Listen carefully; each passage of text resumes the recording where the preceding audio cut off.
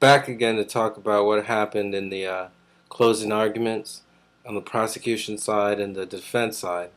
Now, I think what the defense did was pretty much of a good job. It put a lot of question, a lot of the essential facts around the prosecution's whole story or theory. Especially the whole duct tape. I think the prosecution had a little bit of tunnel vision by focusing too much on the duct tape. On one hand, they're saying it's the chloroform that did it. And on the other hand, they're saying the duct tape.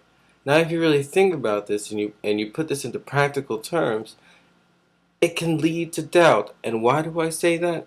I say that because if you're going to say that chloroform is the tool, why would Casey want to cover the mouth and the nose? She would not be able to breathe in that chloroform. It just it just doesn't make any sense. Why would she do that? She could just suffocate the child and move on and not even use chloroform. Uh, on top of that, this whole motive behind the boyfriend and whether or not this is what Casey wanted and that her child would talk. Casey is a liar. She's a professional liar. She fools adults. I'm pretty sure that she could fool Kaylee for the next, let's say, how old is Lee? About what, 10 years? I don't think that this is a very practical motive that Kaylee would talk and begin to tell the truth. Now, I think the prosecution could have done a better job during the trial phase by focusing more on the dynamic between Cindy and Casey. You've established that Casey was lying about her employment. She was lying about her employment. So where was Kaylee during those supposed hours she was supposedly working? I don't think that she was taking her to Nickelodeon or Universal Studios. I know that's not where Kaylee was. It must have been Sydney. So what the prosecution should have done, to make sure that their case is completely sunk in the minds of the jury, was to explore the dynamics. How often was Cindy babysitting for Casey? How many of her friends were taking care of her? Who was providing this shelter or babysitting? Focus more on that. Was Casey trying to push Kaylee off onto Cindy? How much hours in a day on average was Casey spending with Kaylee?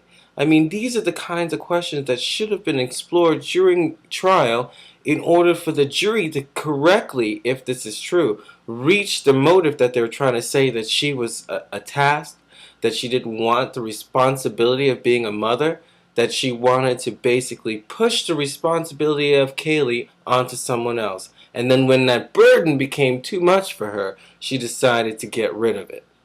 Because we know that everything was a lie. Now on the other side, the defense. I think the defense, they opened up with this fantastic opening, opening arguments, and they were saying this about Roy Crockett. And if you've watched my other videos, you know how I feel about that whole theory, and how that was a little bit too much, and the father and so on.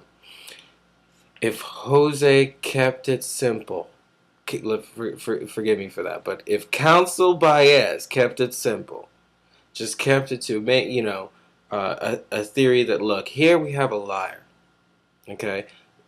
In the past video, I was saying that it looks like Casey is under the influence of drugs, and in that whole month period that she's in jail is her detoxing and going through the type of I guess side effects. I don't know what you call it right now, but when you're getting off of drugs, you're going through that emotional roller coaster.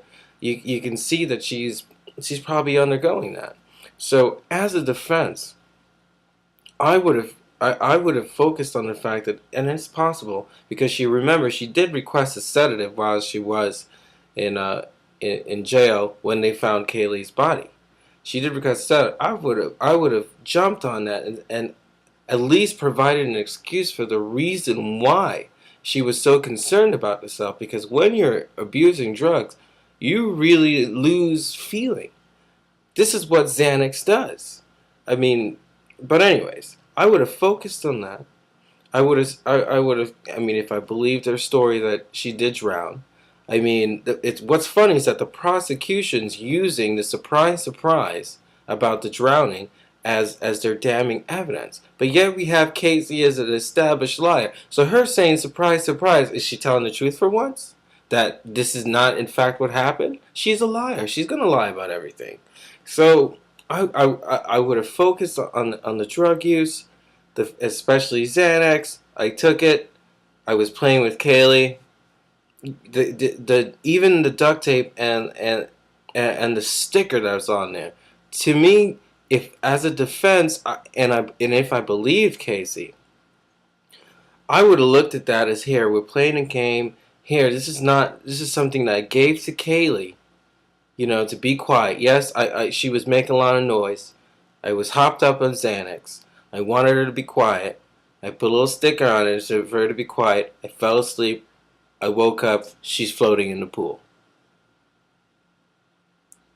That's the evidence everything in the evidence so far points to a scenario like that could be a possibility, that this could have been a possibility. The defense could have worked so much on this. The whole surprise, it could have been put in a different context of, you know what, surprise, the media finally figured something out for a change. But that's not important. I'm still lying about it. The point is, the defense could have done a better job. I think the prosecution could have done a better job in helping the jury to understand that yes, the motive was to get rid of Kaylee. Yes, that was the motive. Yes, she was lying and saying she was going to work and yet leaving Kaylee. So she only interacted with Kaylee on small at small occasions. It was easy for her to fake this because Kaylee wasn't a major part of her life because she worked all the time. Something along those lines. But thank you for listening. Take care. Let's see how the jury comes out.